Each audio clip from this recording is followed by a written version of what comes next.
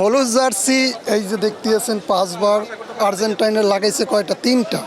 আমরা এখনও 2টা এগিয়ে আছি। সো আর্জেন্টাইনে যখন তো 5-এ আসবে তখন তো তারা বলতে পারবে 7 আপ দিয়েছে জার্মানি। জার্মান কি তাদের বাপ হয়? ঘরের মাঠে জিতলে হবে না, জেতা লাগবে অস্ট্রেলিয়ার মাটিতে। যদি জয়লাভ করতো আমরা আরও খুশি হতাম। সাকিব আল হাসান বাংলাদেশ ক্রিকেটের সর্বকালের সর্বসেরা ক্রিকেটার। যখন উনি আবার টিমে ব্যাক করবে, বাংলাদেশ দলটা এখন একটা গুড মোমেন্টামে আছে। যখন উনি টিমে ব্যাক করবে, এই টিমের কনফিডেন্সটা আরও দ্বিগুণ বুস্ট আপ হয়ে যাবে। সাকিব আল হাসানকে খুব দ্রুত বাংলাদেশ টিমে দেখতে চাই। জানি এখানে পলিটিক্যাল ইস্যু আছে, কিন্তু তাও আমার এই বোর্ডের প্রতি আবেদন থাকবে এবং বাংলাদেশের বর্তমান গভর্নমেন্টের প্রতি আবেদন থাকবে। সাকিব আল হাসানকে খুব দ্রুত সম্ভব আবার জাতীয় দলে দেখতে চাই। সবাই বলতেছে হলুদ জার্সি শুধু হলুদ জার্সি এই যে দেখতেছেন 5বার, আর্জেন্টাইনের লাগাইছে কয়টা? 3টা। আমরা এখনও 2টা এগিয়ে আছি।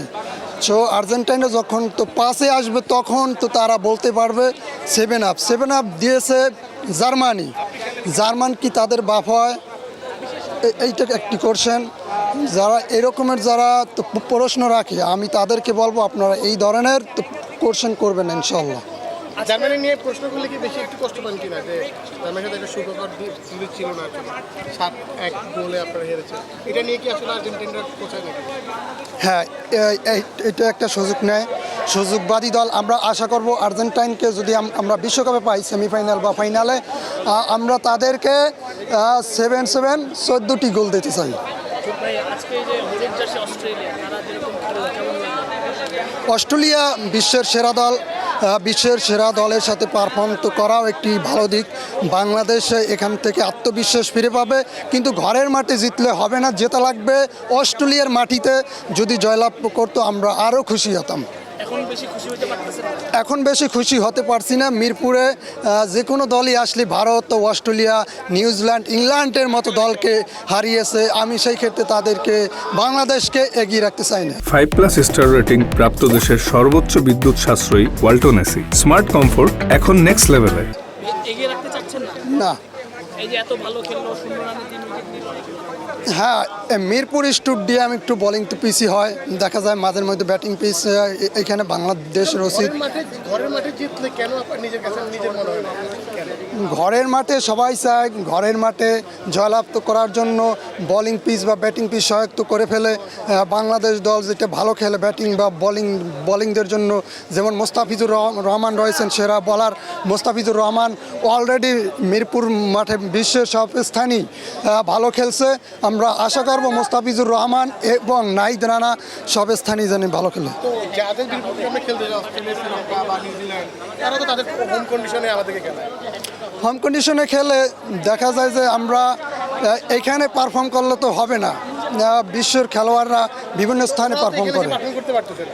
তো পারফর্ম করতে পারতে আসছে না, কারণ তো আপনি তো নিজে পিচ বানিয়ে রাখছেন, বোলিং পিচ বা ব্যাটিং পিচ।